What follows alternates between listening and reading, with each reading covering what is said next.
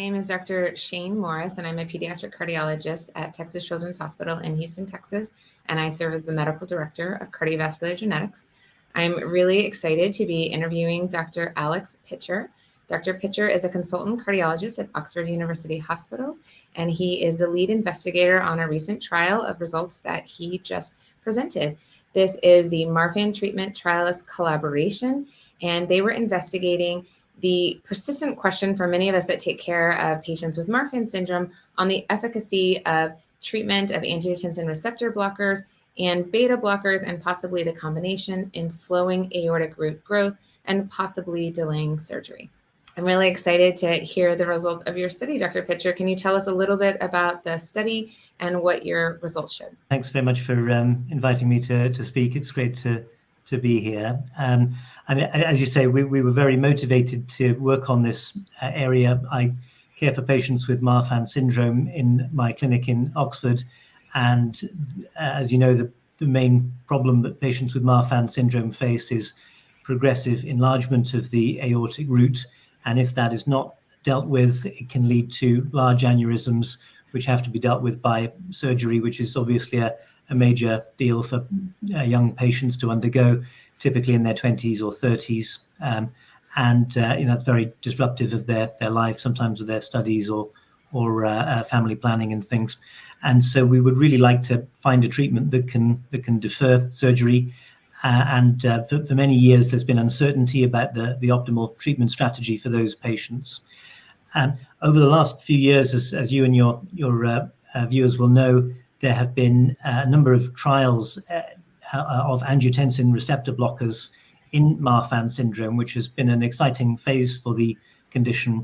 And we performed an overview or meta-analysis of all of the trials that we were able to access and had been published to look at some of the remaining outstanding questions to try to resolve these issues. And we were able to compile data from over 1,400 patients into what is called an individual patient data meta-analysis, which we think is one of the most powerful ways of addressing additional outstanding questions.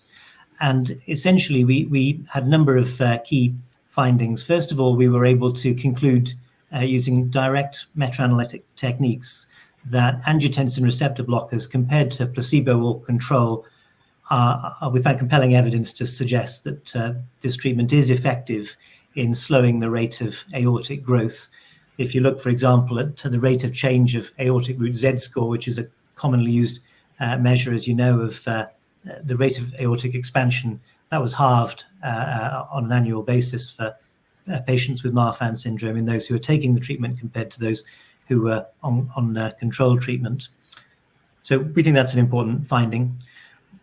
The second finding is that we were able to exploit some of the differences between the trials to use indirect methods to look at angiotensin receptor, not so much angiotensin receptor blockers, but also beta blockers, which is a treatment that's been used for many years, but perhaps without as much evidence as we would really like to be able to guide patients really confidently.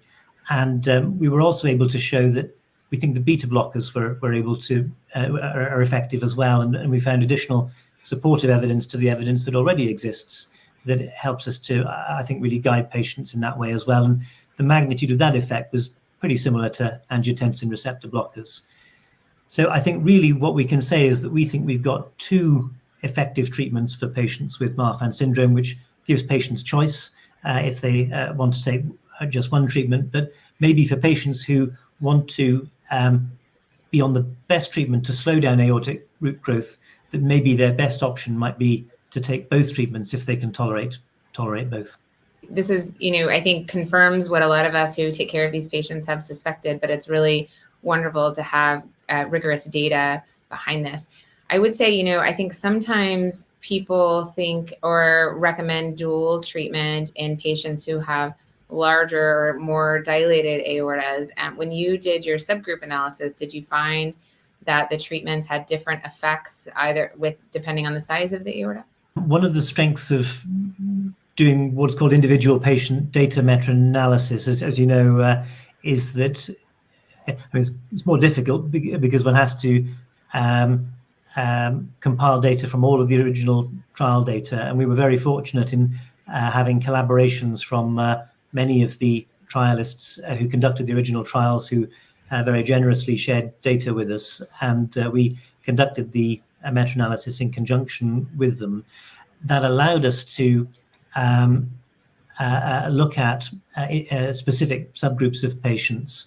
And in relation to what you asked about, we found that there was no evidence for differences in treatment effects depending on the baseline aortic size of patients. I should say that patients without baseline aortic enlargement were generally not included in any of the trials, and so they were perhaps underrepresented. And patients with only slight enlargement of the aorta were probably underrepresented. So I can't be really definitive about that, but certainly over the range of the aortas that were included in the trial, we found no evidence for that. I should say generally that we found very little variability in the magnitude of the treatment effect depending on all kinds of subgroups. So we found no variability with age. We found no variability with sex. We found no variability with a whole bunch of baseline characteristics. And that's generally what we find with effective treatments. If treatments vary or appear to vary a lot just with certain subgroups and not with others, it tends to cast a little doubt on the treatment. And so we were somewhat reassured that the treatments were very consistent. There was one effect subgroup that did seem to have a particularly important effect, and that was the baseline mutation. So as you know, but maybe the cardiology audience is perhaps not quite so familiar with, Marfan syndrome is usually caused by mutations in the fibrillin-1 gene. Not always, but maybe, I don't know, 80 to 90%. Do you think that's about right? That's right.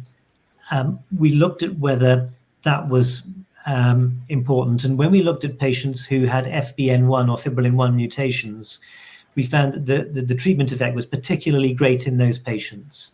Now, that's not to say there's no treatment effect in people who don't have that mutation, but the effect wasn't as great in those patients. And so having a fibrillin-1 mutation was a particularly strong factor in terms of determining the magnitude of the treatment effect.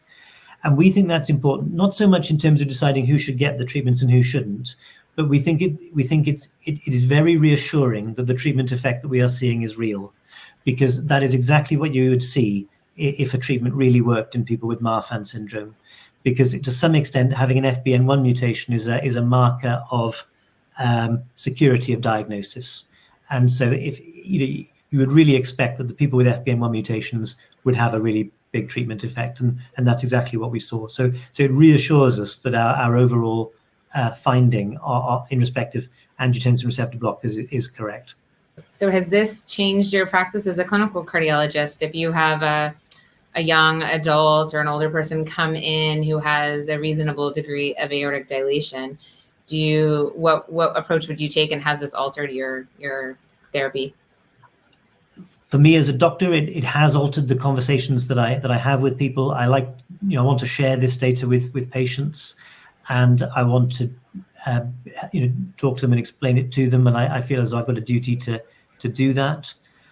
I think that one of the big advantages that we have in dealing with patients with genetic diseases is that we often know that they have the problem from very early in their lives, sometimes before they're even born. And that gives us a potentially huge amount of time over which we can impact on their condition.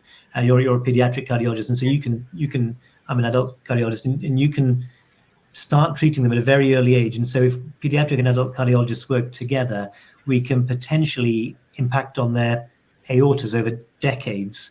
And so if we can see treatment effects just over the 3 or 4 years of a clinical trial, just imagine what we can do over 30 years of treatment. And so sometimes people look at the results of trials and meta-analyses and say, well, okay, but we're just talking millimeters here. But if you add that up over many years, and in fact, what you should do is compound it, then we could see really big treatment effects. And then if you add together the effects of 2 treatments and compound those, then that it would make a lot of sense if that would then result in substantial delays to surgery for patients. And that might mean that instead of having surgery in their 20s or 30s, it could be pushing that off for quite some time. So that's where we think it gets exciting for patients. Well, it's very exciting to me. This is what I tell my patients all the time. You know, multiple of these trials have shown that the earlier you start treatment, the better, including in very young children. So I 1,000% hear you, and I'm glad that you have done this so rigorously to help us have evidence for our patients. So thank you so much for taking the time to speak today, and congrats on the paper. Well, thank you for your kind comments, and thank you very much for having me. Thanks a lot.